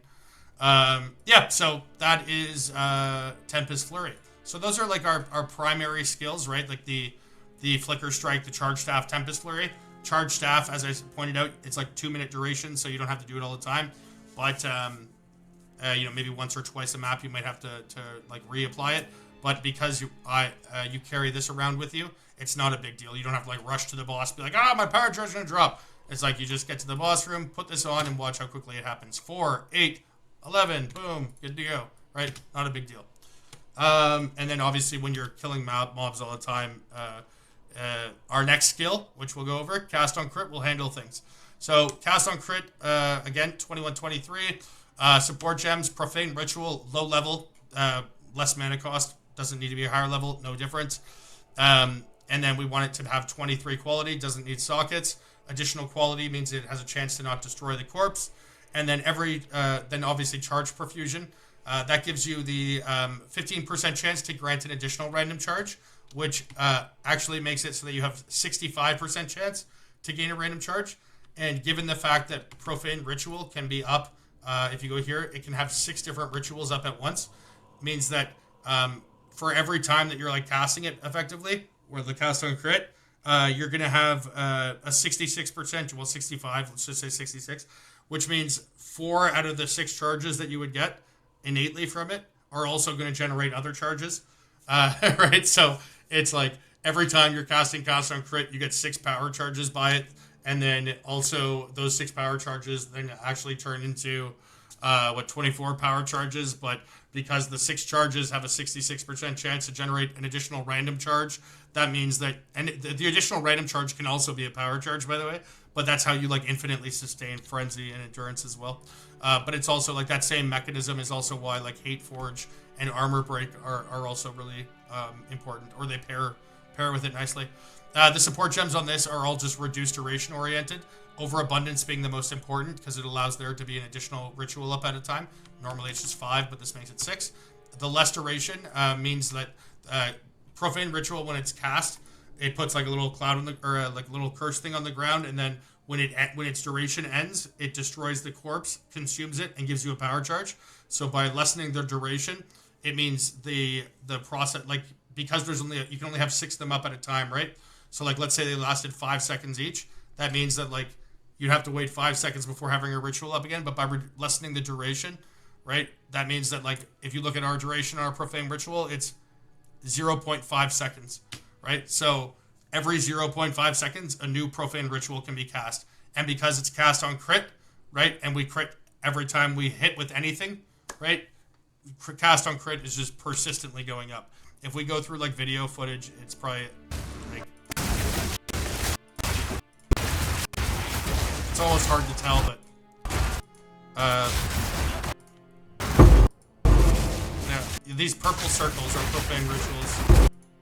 Okay, there you see like the purple circle, purple circle, purple circle. That's Profane Ritual automatically casting. Like here, you can see that we're flickering, right? So flicker, you can't gain charges while flicker's up. There, the second flicker's done. Look at that, 11 charges, instant. Right, so very good. Cast on crit, this is really, really important. Berserk, we've already gone over this, but the rage effect, super important, and the downside, how you mitigate that. Charge regulation, this is another thing that scales with the charges, obviously, and why it's important to have all 3. Gives us more critical hit chance, right? One of the things that's wasted with by not having any crit. More defenses, right? That gives us 20% multiplier, more multiplier, 21% more multiplier to our already very high. Again, I don't have any passives really into ES, and you can see I've got 8k ES. I'm only level 99. Our next passive point would go into Reinforced Barrier. which is why on here it says my ES is 10,113. Right now at level 99, it's actually, sorry, just wait for an endurance charge to pop up.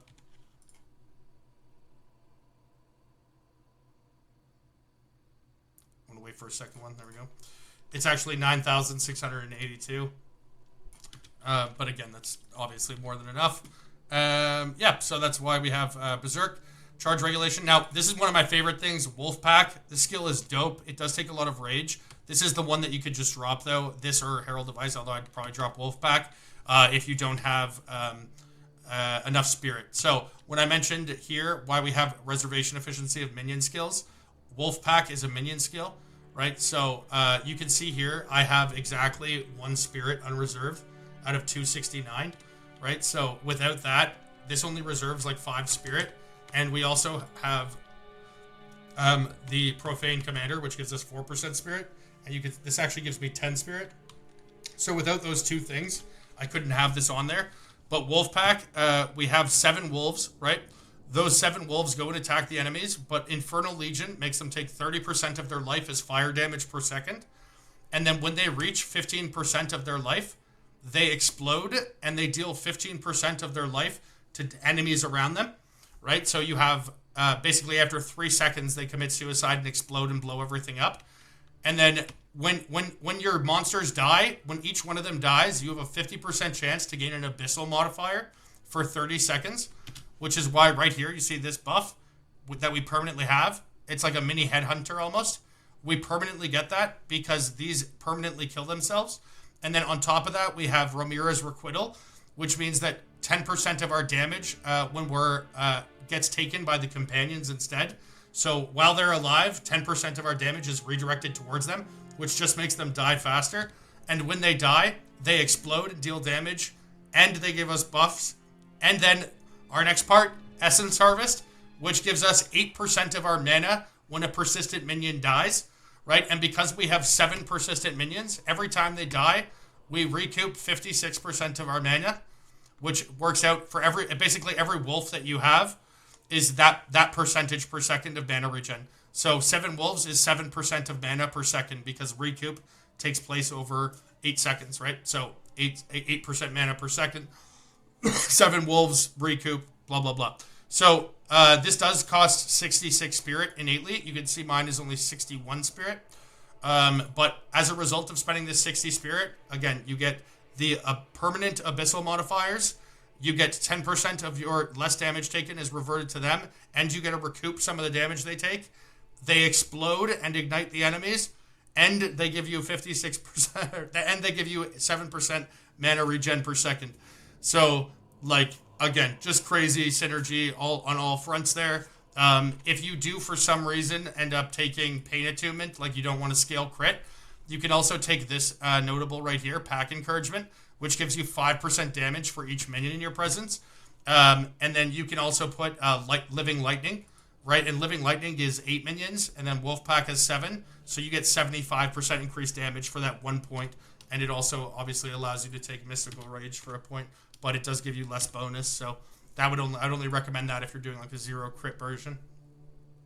It's worth mentioning too, just as a quick side note, you can basically do this exact setup making a couple of changes and play Falling Thunder as well. You could even include Falling Thunder in this if you wanted to, like just switch out Wolfpack. It scales off all the same stuff, right? The only difference in the way that I had it was that, like you wouldn't want to like overlap certain like lineage supports, like for example, like Rakiatas and Dialas. Plus, it doesn't have like Flicker moves seamlessly and it applies to single target, right? Like Falling Thunder for every power charge. If I'm fighting a boss, I consume all my charges. It does a lot of damage, but only 1 projectile hits him, right? Whereas Flicker, if I'm at max charges and I go to a boss, the 25 strikes will hit the boss 25 times, right? So it's a lot more effective for that. Plus, the collision detection. The way I was dying a lot when I was playing, or like when I would die, how I would die with Falling Thunder is like because you have to like stop to hit, right? If you stop to hit and for some reason, like let's say abyss mobs spawn up underneath you and you get encircled, right? It's like, and like let's say you get stun locked or frozen, or even if they just hit you really hard right away, There's not like an oh shit mechanism there, right? You don't whatever. Whereas Flicker is just bouncing everywhere all the time, right? And when I was playing Falling Thunder, I was using Bone Shatter as movement, and Bone Shatter, like, because it doesn't do any damage, it couldn't deal with that situation to like escape for you. Whereas Tempest Flurry, because it gets automatic knockback and it does a good amount of damage, like you could put knockback onto Bone Shatter, but because the minion Trench Chamber doesn't do any damage, you don't have any sustaining mechanism for your leech, right? So you might be able to move away and run away really quickly if you're lucky, but Bone Shatter also has a built-in targeting mechanism that, like, it'll override where your cursor is when you try to use it as a movement skill, right? Like with Tempest Flurry, if I point right here with my cursor where it is, it's going to move in that direction. With Bone Shatter, if I'm going like this where my cursor is, and there's an enemy that's within range right here, let's say, because it does like a 360 strike, it'll automatically divert its path, like without my, like, even though my mouse will be over here, it'll divert its path to go that way. And so like you often end up like stuck in objects that you weren't even like guarding towards. It's really kind of a pain in the ass. So but if you want, like, again, if there's any substitutions you make in this, like Wolfpack, let's say you don't have enough spirit either through like the helmet or the ring or the jewel, you could put in Falling Thunder there and work. Again, it scales off a lot of the same things. So and then the last two skill gems here, Herald of Thunder. I got Esh's Radiance, 40% of skill damage, 40% of lightning damage is extra chaos, 35% more attack damage, 25% more elemental damage, and then because we have all of this damage being added as extra chaos, plus we have 13% of damage added as extra chaos. And then if you want to, you can also get Pure Chaos, which I do have, 11% of damage as extra chaos. You can even take Left Hand of Darkness, which is damage as extra chaos. And if you... we also have 10% of damage as extra physical damage here.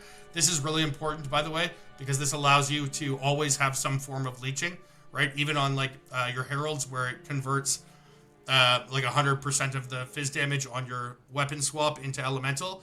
The damage added as extra is always after that, so it means that every one of your hits, including Charged Staff, which the Shockwave is also 100% converted, or the final strikes of Tempest Flurry, they will always have physical damage on them, and that physical damage, therefore, will always be leeching for you. And since Leech by itself has a duration, right, because it lasts for a second, right? You can't have instant leech because it bricks the capacity to overleech or to overflow leech with fast metabolism and soul tether. Just as an FYI, you can't have instant ES leech or instant mana leech. Or sorry, you can have instant mana leech. You can't have instant life leech or what it becomes instant ES leech.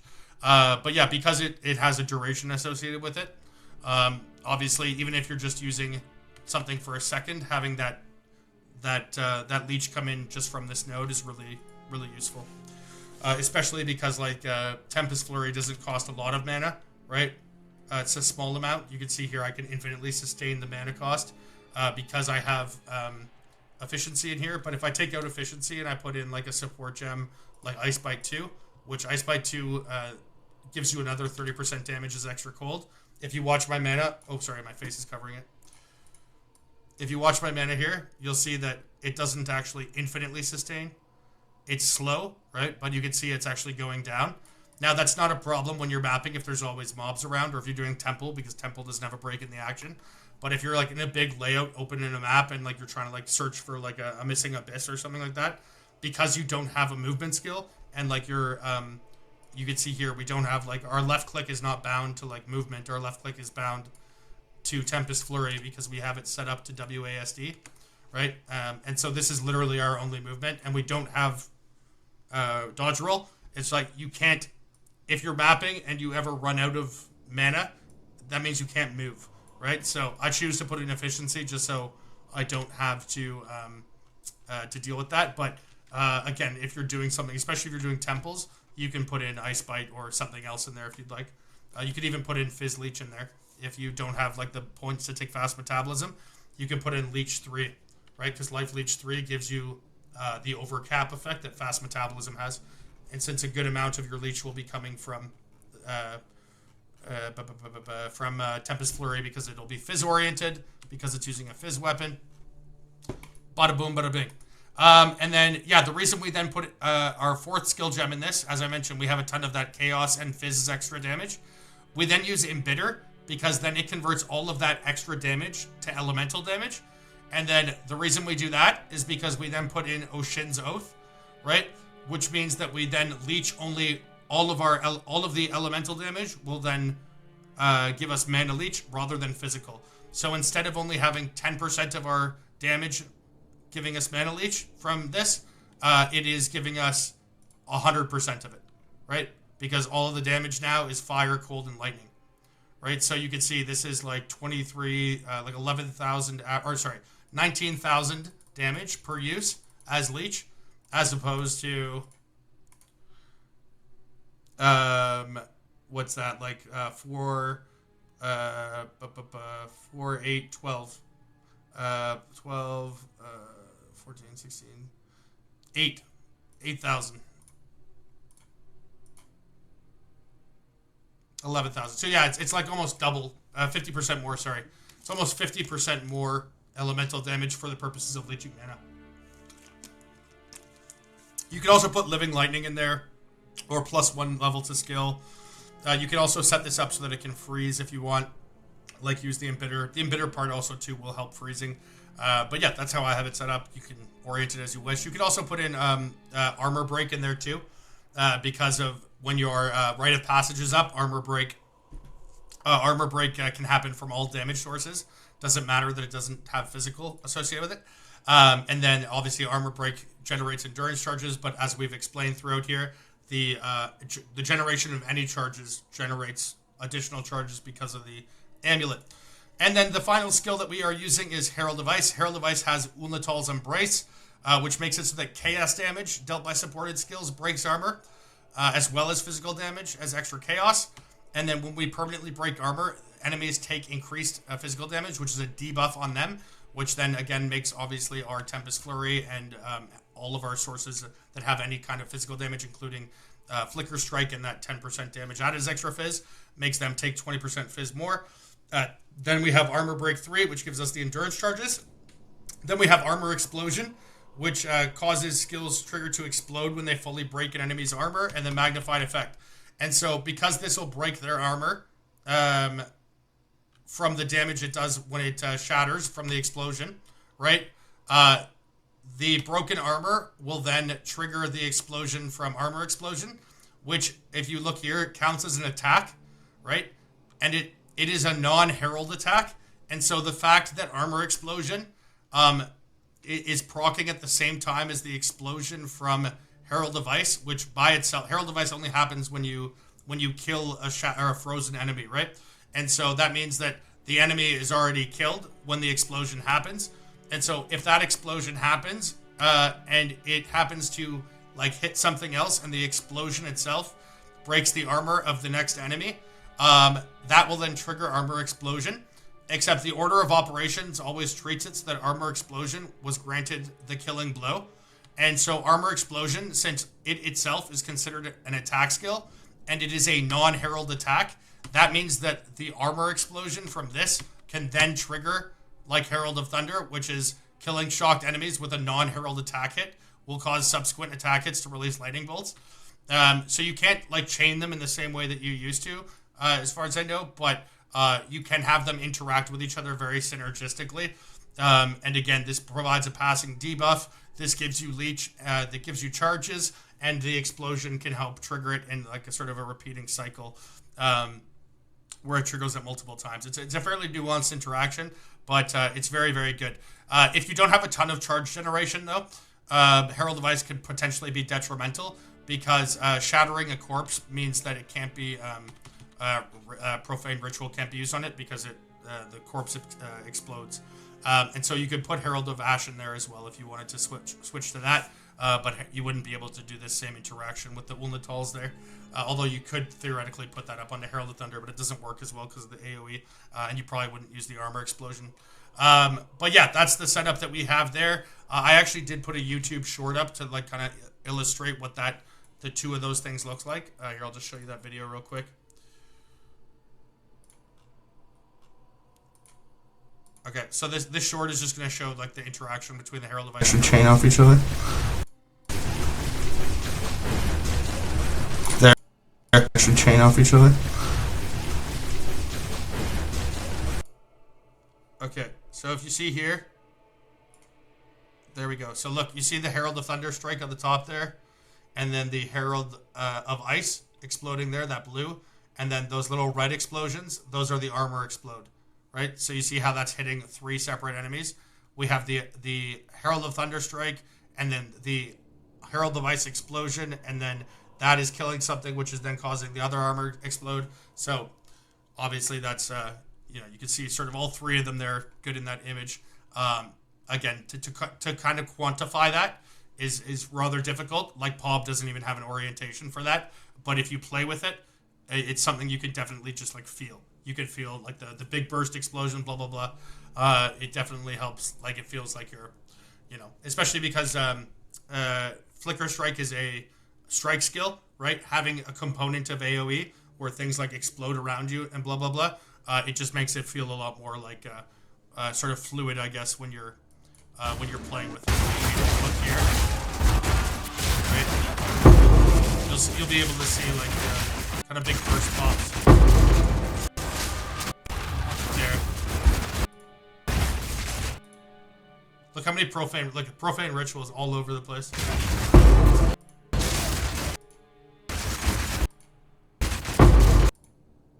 There, you see, look at that. You see this?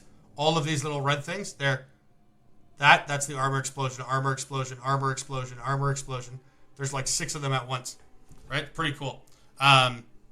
Boom, boom, boom, boom. Actually, probably even more than that. Again, it's really, really hard to quantify, but again, if you try it out, you'll be able to feel it. So that's our final skill gem. What else did we have? We went over skill gem, gear, passive points, and the tree, jewels. All right, so passive points, I think we're about to reach almost an hour and 45 minutes. Again, I'm glad I set the video up this way. Let me know in the comments if you made it through this part, if like the way I formatted this was better, where, you know, we did the thing and then, you know, the written part, and then, you know, because sometimes people also comment that like when I go fluidity of thought or whatever, it's like too... it obviously takes a really long time because I believe I started this fluidity of thought part when it was at like 26 minutes. But B, it's just like a lot, you know, maybe I like say a couple points repeatedly or whatever. And then, so in an attempt to address that, I write scripts. But then when I write scripts, people complain that I'm too robotic.